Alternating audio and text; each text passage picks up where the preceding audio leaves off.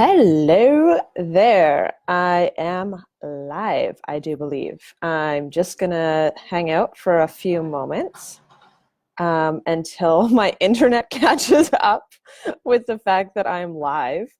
If you are joining me as often, my internet can suck. So please let me know in the comments section if you're seeing this okay, if you're hearing this okay, if you're watching a replay of this, please let me know that it's working properly. I'm just going to invite a few lovely people to join us because Facebook lets me do that. And hello, everyone that is joining. Again, I am just waiting for my internet to stabilize if you're watching the replay. And if you are watching the replay, let me know if my internet is working. I'm just going to invite a few lovely folks to join us. And then we will get started. So today is day one of a 3-part series that I'm doing called The Faces of Fear. So if you are watching the replay of this and you want to share it, please do that. Also, if you want to know where the other videos are, if you're watching these videos, but you want to see where the rest are and you're not inside the event, they're inside the Faces of Fear event on my Facebook page, which is called Moved From Within, and I put the link in the description. So you find all of those will be kind of in a little vault there and somewhat easier to find. Eventually, I will do something with those videos later too, so we'll see what happens. But anyway, for now, you will be able to watch the replay in the event. And today, well, let me share who I am in case you are new to me or in case you haven't met me yet. If you do know me, hello. I'm Jen Ploff. My page is called Moved From Within, and I am a healer, and I work with healing fear. And I work specifically, and I'm going to talk a little bit about this today, I really work with helping people basically reach the threshold and then guide them through it. The threshold of their fear, the stuff that's holding them back from moving forward. Hello, Brenda. And again, let me know if my internet is happy. Please do send a comment. And I love to hear from you guys. So if you guys have any questions during this little mini training series that I'm doing, let me know. And there will be a little bit of work. So this is workshop. I'm going to do a little bit of teaching. And I'm also going to basically challenge you with some questions and thoughts, and I want you to explore. So I'm going to talk a little bit about today, which is fun, the difference between big fears and little fears, and why it's actually the little stuff that holds us back and not the stuff that we probably think that's holding us back. So I want to talk about exactly what I mean by that, like what is big fear, what's little fear, why fear holds us back, what fear really just, like I did a whole 3-part series last month about fear, what it is, and all that kind of stuff. So I'm not going to get into too deeply today what the role of fear is in our lives, but I'll touch on it a little bit because it's really important. And I'm just going to have a little look on my notes here. Yeah, so I'm going to talk about what's actually really holding us back. And again, you're going to have some opportunities to ask questions, please. And there is a little bit of work to do. So what I wanted to start off with is, again, if there's somebody too who needs to see this, please send it to them. Please share. This is meant for all of us to basically live in a way that's in alignment with really who we are. So we're building our self-confidence. This is really what self-love looks like, people. I know I talk a lot about fear, but really what I'm giving you is the tools on how to come be closer in our own self-confidence. Because really what we're doing is we're strengthening our resilience, we're strengthening our self-confidence muscles, we're shining a light of where we actually have strength and where we're strong. And that stuff is the fortification that we need to be able to step into places that are really scary for us. And so I want to talk about real scary places right now. So big fear and little fear. If I look down or to the side, it's just because I have a notebook here, because I like to be prepared. And I like to make sure that I transmit all of the stuff that I wanted to transmit. Because this is a live video, and I think I've shared before, I have a fear of live videos. So I have kind of more or less gone over my fear. One of the tools that I use to help me through my teaching is making sure that I have some notes to make sure that I have all the information that I can relate to you guys. So if you see me looking around, that's what I'm doing. Also, it's a bit windy here, so let me know how the sound is, if that's working for you guys, if it's not working for you guys. That's much appreciated. So what's big fear? Big fear is really obvious. Big fear is the stuff that we think about every day as fear. So examples of big fear are fear of heights, think the phobias, okay? So if you have like a fear of flying, big fear is actually what I call superficial fear. So it's some of the basic fears that we might share culturally, societally. For example, I used this example a couple days ago when I did a video, and I talked a little bit about rock climbing. And in rock climbing, one of the big fears is heights and exposure. And a lot of people think that they're afraid of heights. And when they actually start to rock climb, what they realize is actually it's not the height that's the problem. It doesn't matter how high you get. What you're actually afraid of is it's a fear of falling. And because we have a falling reflex, that's built into us. And so we all naturally have a fear of falling because it's our survival mechanism. So basically, if we fall, we could get really hurt. And if we fall from a height, obviously we could potentially die. So our body is like constantly going, what are you doing? What's going on if we're climbing up a cliff? Because it's naturally trying to take care of us in that situation. Now, I'm going to use that same example and talk a little bit about little fear. So what's little fear? Little fear is the underlying subconscious fears that we run that we don't even know are running. So they're what we often call pre-programmed patterning, or old beliefs or different beliefs that we might have caught or programmed into our being from very early on. So it could be family stuff, it could be lots of different stuff. So this is what we call limiting beliefs. They're basically fears. They're basically little underlying currents that come to us in the back of our mind. And what they look like is the little voice in your head that tells you, actually, you know what, maybe that's not such a good idea. Or are you sure you want to do that? Or that sounds like it's really hard.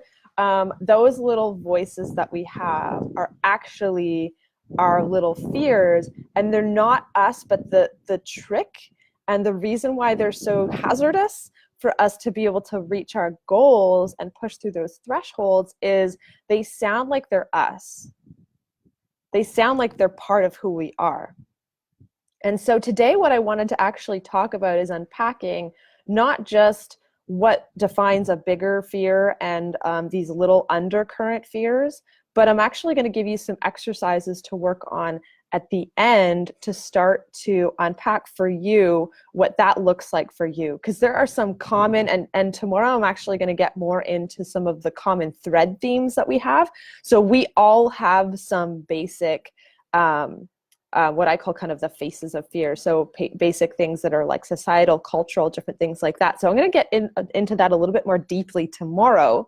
But those, as a clue, are basically some of those little underlying currents that are happening within us. Those are what I call the little fears. So those are a bit sneaky. They're quiet. We don't really think about them. Hola, Christian.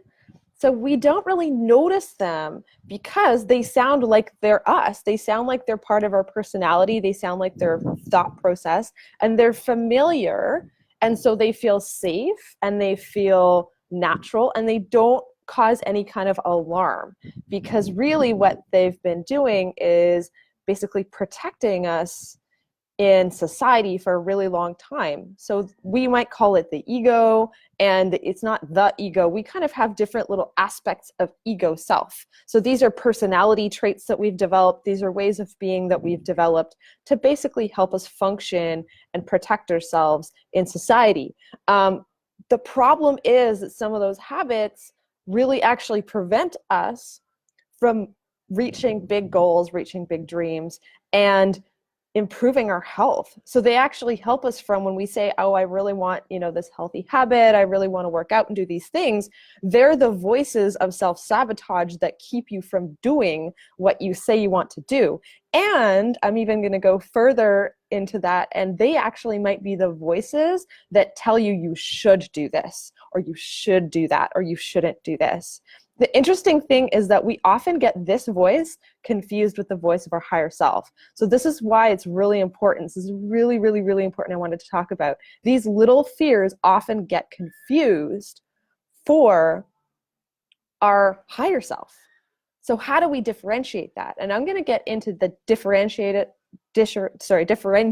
of that a little bit further in the next couple of days. But today I just wanted to focus on what are these little fears? What do they look like? How do we identify them in our own being? And then we'll look at what can we do about it. So little fears. So I talked a little bit about this like rock climbing example. I used to teach rock climbing, and I used to climb quite a bit. And I had my own fears around that. So I know really, really well this really simple process. So again, the big fear around that is this fear that we think that we have around heights, where really it's actually a natural instinct, a fear of falling that we all share. But as we start climbing, what happens is we start getting used to falling into a rope system, a safety system, a harness. And our body and our nervous system learns that it's actually safe to fall. So what we actually start to do is desensitize ourselves to this fear of falling. But what happens that's really interesting is as we continue to climb, we run into blocks, and it's no longer a fear of heights. It's no longer a fear of falling. What happens is it actually starts to uncover some of these deeper lying little fears. And the two main ones in this example, and the reason why they're really important, is they're not just important in climbing, but they're important in life. Which is why when I taught climbing, it was a really, really powerful way for me to share how to build self-confidence, because those fears were lack of confidence in yourself. They were a fear that you're going to fail. I'm going to say that again. It's not about, our body gets comfortable with the fear of falling. But now when we fall, it's a matter of fear of failure, fear of I can't do it, or maybe I can't do it. What happens if I try? If I try, I might fail. And so instead of trying that move, trying to push ourselves or figure it out in a different way, we just give up. We say, oh, no, it's too hard for me. I can't do it. It's above my abilities. And we make up different excuses of why we can't do that move. But really what it comes down to is it's this fear of failure, and it's a matter of trust in ourselves. So there's an element of trusting that we have the ability to do it and getting over our fear of failure. And those are two really big little fears that we often all have that are really important to us. So what happens is, we often grow up when we're little, when we're learning languages and all these different things. It's really easy to learn new things because when you're really little, the expectation is pretty low for learning things really quickly, right? Our parents and society kind of gives us the opportunity to mess up, to fail, to try different things, to try things different ways, because they know that's how we learn. So for example, if we're learning a language, we start by babbling, we start by just saying random words. And the interesting thing is in that environment, we have all this encouragement, to speak. And so it isn't necessarily a place of pressure, but it's a place of kind of fun and excitement. And we say one word and all of a sudden everyone gets really excited around us. And so it rewards us to keep on trying different things, to keep on failing, essentially. The interesting shift that happens through when we're really little to as we grow up is we start to learn that actually you have to get it right the first time, which is completely the opposite to how life works, right? That's completely the opposite to how we learn to walk, to how we learned our first language or a second language, perhaps. So we become really hard on ourselves, and we put these beliefs of expectations that become a fear of failure, really, right? And the other aspect that happens is we develop a voice that tells us that if we don't get it right the first time, that we're messing up, that we're screwing up, that we're not good at it, we suck at it. And what that's doing is it's feeding into our other fears around self-worth and self-confidence. And we begin to devalue ourselves. We begin to devalue ourselves more and more and more. And so as adults, what happens is we give up way easier than we would have if we were a little kid, right? And two, we beat the crap out of ourselves for it, right? So, a really good example I'll use is 4 years ago, I started learning Spanish. And at this point, my Spanish is actually pretty good. It's not, I always want it to be better, but it's fantastic. I can, think in Spanish. It comes very naturally, or so to speak. And a lot of people are often impressed at the speed that I learned Spanish and the level that I can speak at this point right now. But I can tell you that learning a new language is exactly the same as learning to rock climb, because the two major fears that you have to get over are, one, your fear of looking stupid in that whole self-confidence thing, and two, failing over and over and over and over again, right? What happens is adults forget what it was like to learn their first language. We forgot that it took us 5 years. For most of us, it took, most kids start to learn when they're like 2 or 3 years old, right? They start babbling in different things. Before a kid is 2, it's very rare that you're going to see a 1-year-old or 2-year-old speaking complete coherent sentences, right? And so why is it that? I mean, for me, I've been working on my Spanish for 4 years now. And for the first 2 years, I put a lot of effort and energy into it. And I completely just realized that in order to really get good at it quickly, I had to kind of suck it up and sound stupid and ridiculous and kind of just get over all of that insecurity around that. But what that did was allow me to learn more rapidly, but it still took me a few years, right? It didn't happen in 1 week. So this whole learn something in 1 week, I mean, what we're doing is we're kind of setting ourselves up for failure. And then when it doesn't happen, we beat ourselves up and the cycle happens over and over and over and over again. So this is one example of where, it's a very small thing like self-confidence and all of these different little fears, but the underlying current of that is really preventing us from doing really simple things, and is also enforcing some beliefs that we have in ourselves that is really attacking and crumbling our self-confidence and our self-worth. And what that's actually a really, really dangerous thing, because what happens is that's where we get stuck. We need self-confidence and self-worth to be at a strong level. We need to actually develop that, not cut it down. Because the thing is that that's the courage that we need to be able to push through our fear, right? That's where our courage comes from. Our courage really simply is a belief that we can do it, right? It's very, very simple. Hi, Tamara. Again, if you guys, just a little pause here. My internet really sucks. So if you guys, if I'm cutting out, please let me know in the comment section. And if you can hear me okay, please send me some love. Thank you. Yeah, because I have no idea. The screen looks pretty good to me, but I've been told later on after I do these videos from other people, like, oh yeah, I watched your video, but you cut out during like the most essential part. So I'll try to repeat myself a little bit too, just in case. So if I am repeating myself, that's why the internet here can be a little bit sketchy. So coming back to this piece around self-confidence and why it's so important is it's directly linked to how we get over our fears. And it's directly linked to where our courage comes from. So it's very difficult to do courageous things when the little voice in the back of our head is, one, running these little fears that sound like us, and two, that we're actually like quieting down our higher self and our self-confidence. So it's not very strong.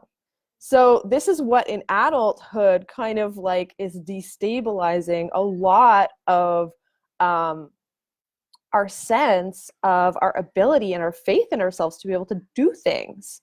And so often what happens is we kind of get to a process in our adult lives where perhaps we haven't, where our health is failing, or we're in a lot of stress, or our lives suddenly look like something that we had no idea that we imagined it would be, either for better or for worse. And we can often find ourselves in places of the threshold. So that can sometimes look like health crisis or life crisis, or something that you're butting up against. Maybe it's a relationship crisis that you're going through, or it's a matter of you're hitting the wall of, okay, like this is happening in my life over and over and over again, and enough. So if you're at that point of enough, this is where we need to start. This is where you need to start. We need to start with the inner voices. We need to start with the little fears.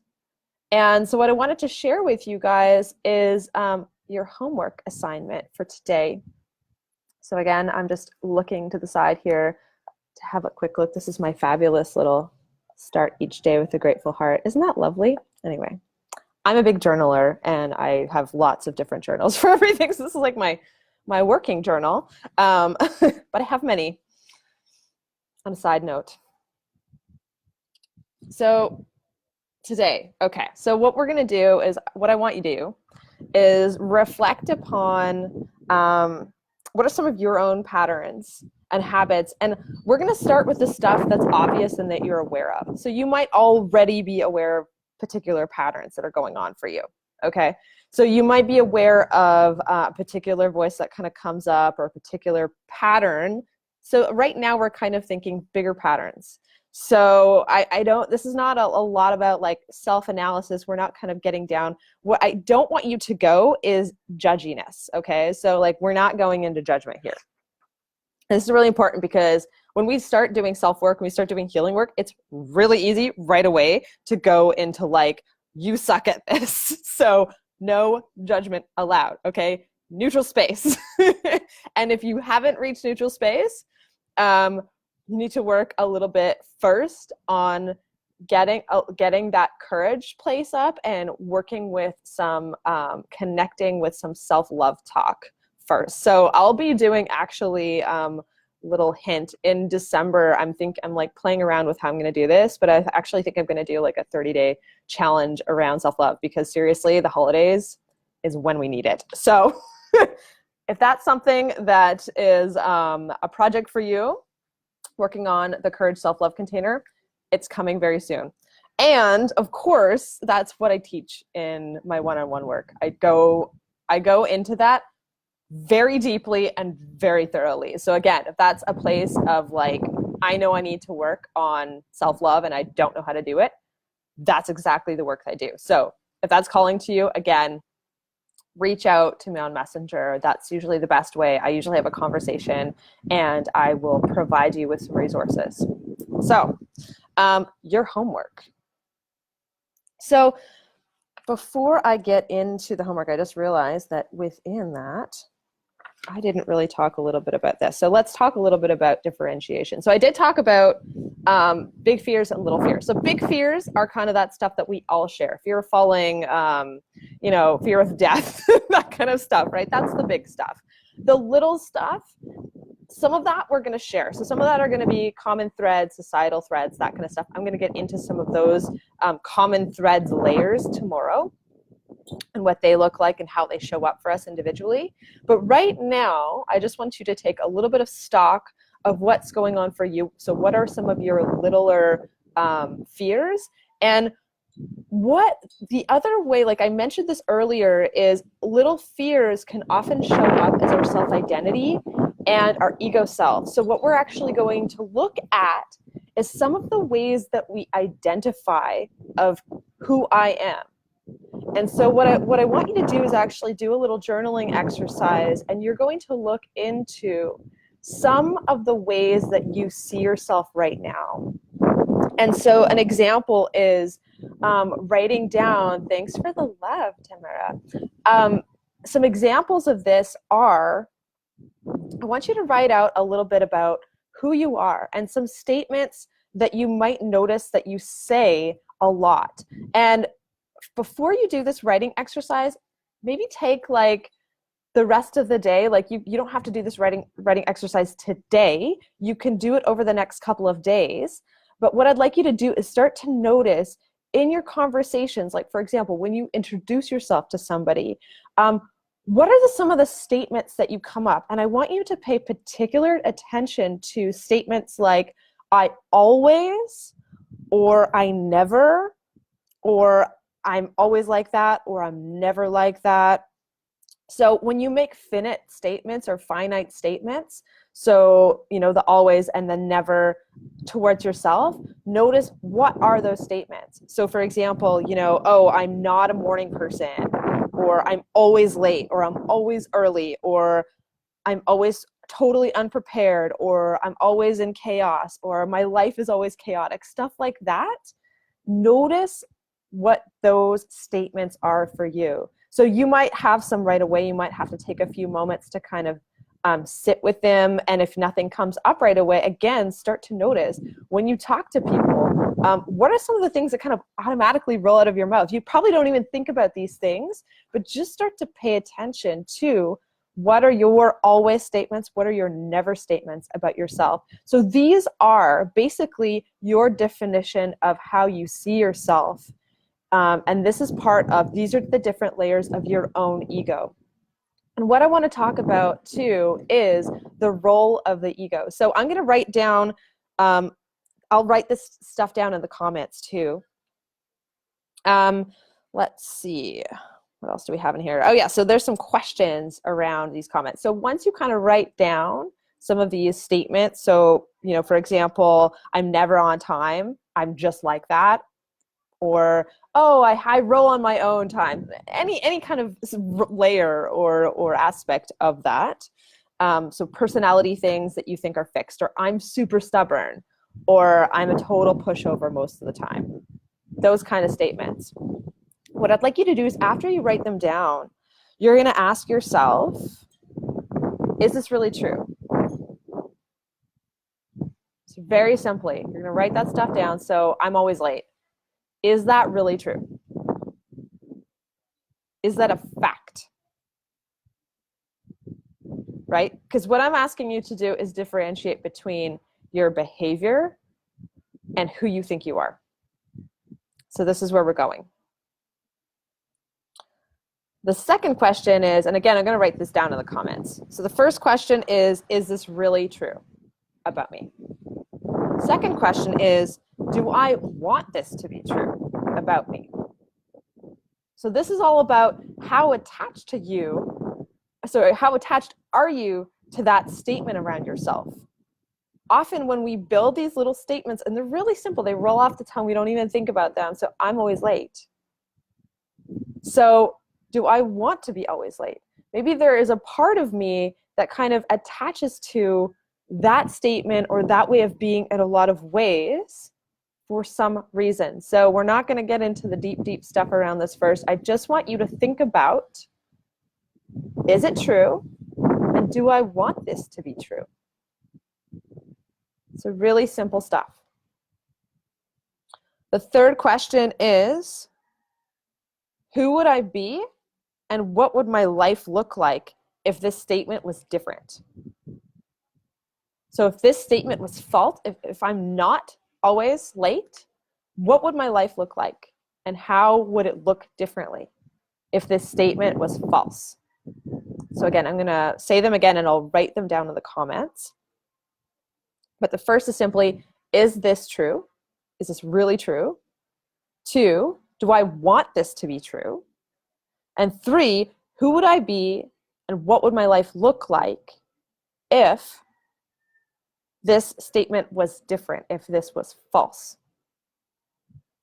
So just write that down, whatever is coming up for you. So here is just kind of like the first step to start to look at where are our own major little fears and are places where we've kind of built really a fortress around our little fears. So what the ego is, and I'll talk a little bit about this whole personality ego thing. So I talk about the higher self and our ego self, and the higher self is kind of, that's your soul. So that is the love and light that we all are, that we all embody. And we're in a body, right? And in our body self, we have to think about our survival needs. We have to think about our relationships with other people because we have an experience that is a physical experience on this earth.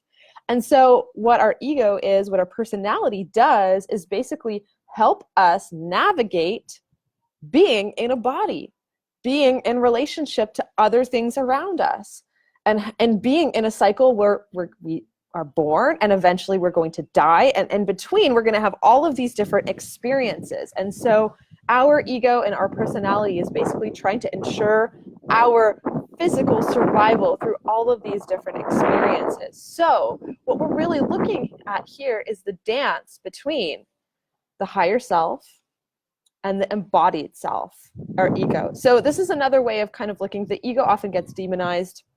We're going to get into that probably in a whole nother topic and training series. But what I just wanted to invite you to do today is just thinking about where and differentiating between your ego self and your higher self, and starting to just pay attention to and shining a light onto where is this ego self coming from? What does it sound like? What does it look like? When we start to recognize it, we're basically bringing the unconscious or the subconscious into light, into consciousness. When we do that, we can start to actually make different decisions and actions in our life. So basically, when we say, I'm always late, we don't really have much of a choice. We've already defined who we think we are, and then we define our actions to keep up with appearances, right? And so our actions keep on being the same. So if you're here, if you're listening to this, I'm guessing you want to change some of your actions, right? So if we're wanting to change some of our actions, the action's actually the last piece that happens. The very first piece that happens is the subconscious stuff. And so what happens is, if we are making actions based on the subconsciousness, you get this loop and there's a gap, right?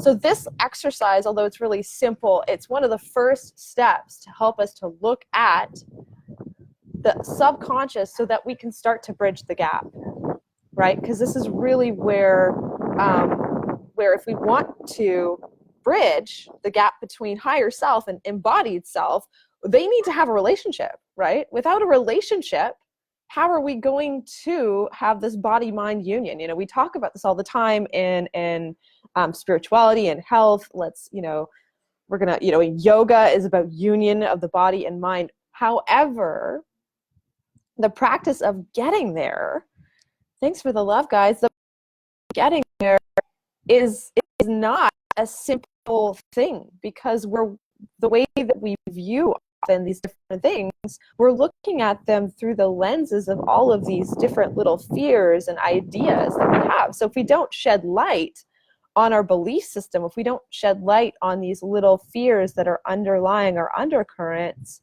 it's very difficult to bridge that gap.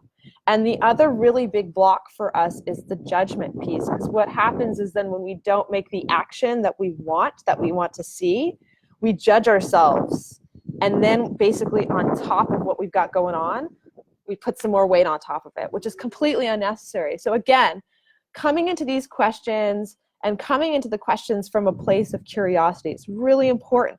Be curious. Your ego is not a bad thing. Your ego is trying to protect you. Your ego is your safety net. So let's have a very clear understanding of this. So what you're doing is looking at, what does my personal safety net look like? And you're basically taking stock. You might find out that your personal safety net isn't actually totally necessary in the way that's showing up for you right now. And once you realize that, then we have the power to make other decisions and choices.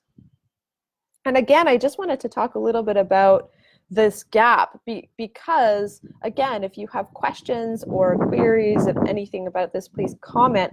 And the other thing I really wanted to invite you to do is the steps that I'm sharing with you here are basic and they're really powerful. And there is a lot to be, if you just take this information and these like little practices and actually do them consistently and show up, you will move mountains in your life. But where, for me, in the work that I do, where I really help you is in the places where you get stuck. So there are some beliefs sometimes we have that we have to do it all on our own. And I really believe in the power of self-healing, but I also believe in the power of being guided through a healing process because support is so essential. One of the problems is when our voices of self-compassion are really weak and we're trying to move mountains. Sometimes we need like a power boost. We need people around us that help mirror our higher self, that help us amplify that voice. It's kind of like we need crutches in a way before the limbs are strong enough and the bones are knitted together before we can really start to walk on our own again. It's not that we're going to be able to walk independently. It's about having the support mechanisms to get us to the place where we're strong enough to get there. Otherwise, we're going to keep re-breaking our bones. So if this is something that you get stuck in or struggle with, or if it's a place, often this is a belief system that we have around, having to do things all on our own and not reaching out for help. If you recognize that this is a pattern in yourself and you are prepared, you feel ready in the place where you need to help and support in bridging that gap to get you through the threshold and support through that is essentially the work that I do. So I also wanted to share with you guys a little bit about, that's the one-on-one work I do, and the one-on-one work that I do. And I wanted to share with you this too, because I have a few precious spaces that are available. So if this is calling to you right now, now is a really good time to connect.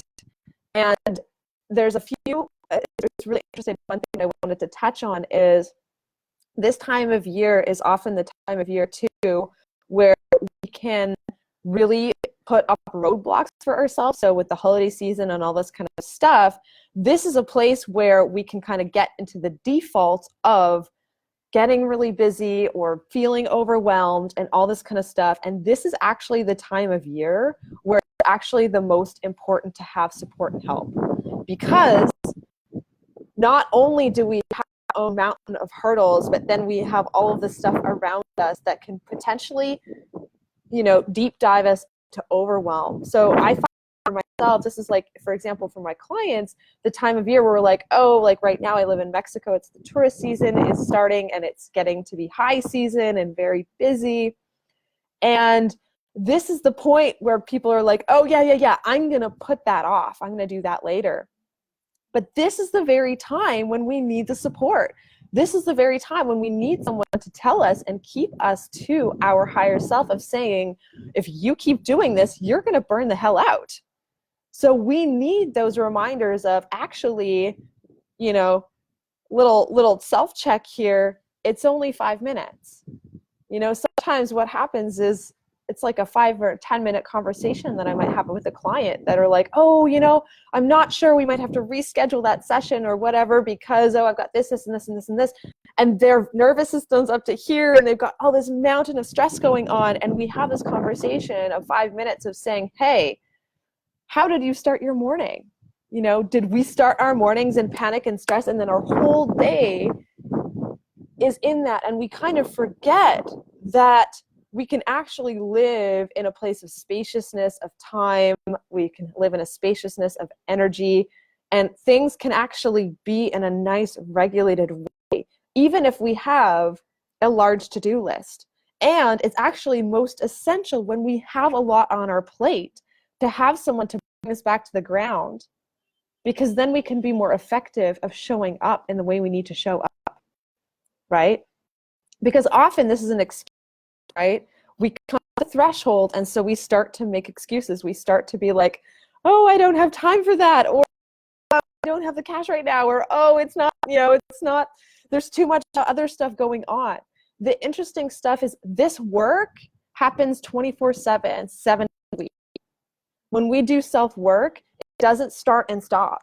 It's a process that continues. That's why it's called practice.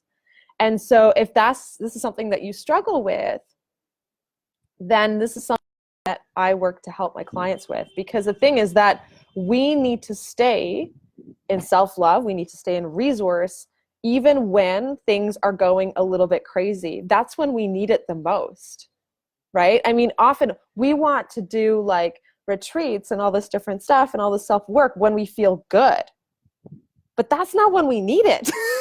We need it when we're struggling, right? That's the part, that's the place where we often want to abandon it. So what I'm asking for you is, if this is you, if this is calling you, then this is something that I can help you with. This is really the work and support that I do to really help to keep you grounded. And I will be honest with you, I'm a bit brutal. I'm kind and compassionate, but I'm really straight to and I won't let you get away with it. So if you have a particular habit, then I notice, I'm gonna bring it to your attention. If I notice that you're at the threshold and you don't want to walk through, I'm not going to force you through it, because that's something you need to do for yourself. You always have a choice. And that's not something that I can choose for. It's something you need to choose for yourself. But what I can do is show you, hey, you're at the threshold. I've got your hand. Let's do this. If you're ready right now, let's do this. So that's something that I can help you with. That's something I can help you bridge those gaps, because we do play, we kind of psych ourselves out, and then we come back into the cycle and backtracking and coming back up to the place we're stuck and backtracking. And then we do it over and over. We maybe even start to notice it. And then on top of that, we lay on the guilt trip, right? So, which makes it harder and harder and harder to keep on coming up to the threshold, right? So it's a cycle. It's a vicious, vicious cycle. And I get it. I've been there myself. So I get it. If this is something that you need some help with through your own cycle, again, send me a message. The way that I work is that if you send me a PM or however you want to contact me, but send me a private message and we can have a chat. And essentially what happens is we chat for maybe half an hour or 40 minutes, and I'll give you some resources regardless. So even whether or not we decide that we're a good fit to work together, I'll give you something to work with that will help you regardless. So if that's something that calls out to you, I wanted to make sure that you know that there are some precious spaces available. And this is the prime time. We're coming into November, December, and into the whole New Year's thing. But I'm not going to go on and on and on about the New Year's thing because there's stuff planned. This is a place where we often run into this interface of habits that we bump up against and then fail at, and then bump up against and fail at. So this is something that I work with as well, as, you know, how do we work with practice and developing practices that are sustainable for us, that work for us, and that we actually want to show up for, right? Because they are actually helping us, not some thing that we think we should do, and then we don't do it after a few weeks, and then we feel really guilty about it, right? So that's not healthy for anybody. Quick recap today. Big fears, little fears. We are looking at the underlying fears. We're looking at our ego self. So what are the statements that we use, again, to define us? This is your homework. Look at where are the statements where you say absolutes. So I'm always like this, or I'm never like this, or I never do that. I'm really stubborn. I never show up on time. This kind of stuff. Write them down. And then I'm actually going to write this down right now. So the 3 questions so question 1, the 3 questions, I'm just going to write these down in the comments. Once you have your list of your I am statements or your personality statements, you're going to ask yourself, is this really true? The second thing you're going to ask yourself is, oh, that's really interesting. Apparently I'm moved from within today. The second question is, do I want this to be true?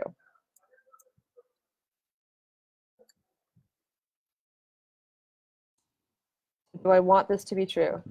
And the third question is, who would I be? And what would my life look like if this statement was different?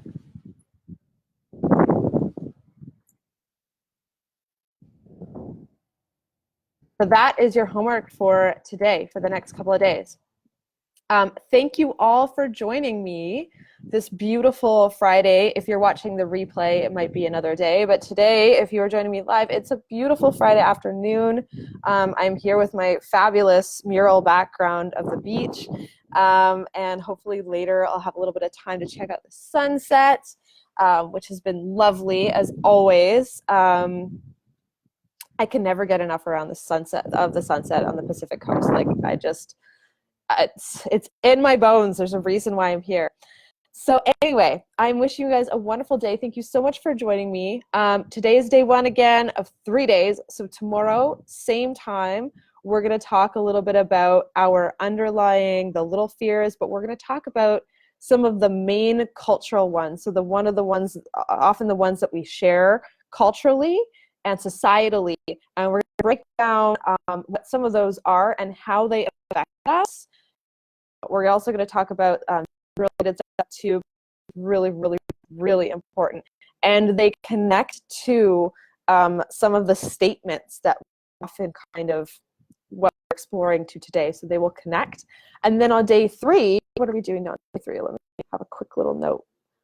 Oh, yes. So we're going to look at some other different tools and resources to bring the subconscious stuff to the consciousness so we can start to make different decisions. So we're going to talk about what that looks like to get to a place we can choose our actions. So that's a really powerful, powerful step. So anyway, have a beautiful day. Thank you so much for joining me. And we will see you tomorrow. Same time, same place, sending you lots and lots of love. Ciao.